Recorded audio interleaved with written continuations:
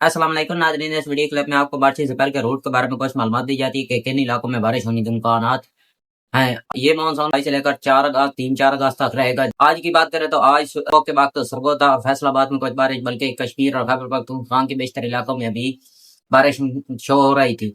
लेकिन आज के दिन बादलों की आवाजाही जारी रहेगी, लेकिन आज शाम से इस बारिश सिलसिले का आगाज होगा, जो कि पंजाब के तकरीबन सारे इलाकों में बारिश होगी आज रात से लेकर कल के दिन तक। ये टूटवी बारिशें होंगी, बल्कि खैबर पख्तूनख्वा के बेशतर इलाके, सिंध के तकरीबन 50% से ज्यादा और 20-30% बलोचिस्तान के हिस्सों में भी बारिश होगी इस बारिश से पहले के दौरान। लेकिन ये टूटवी बारिशें होंगी, कहीं तकरीबन 5 मिलीमीटर, कहीं 10 और कहीं 50 मिलीमीटर से भी ज्यादा बारिश नजर आ रही है। तो बाकी इस बारिशी सिलसिले के दौरान कोई शराबी सूरत हाल या खतरे वाली बात नजर नहीं आ रही।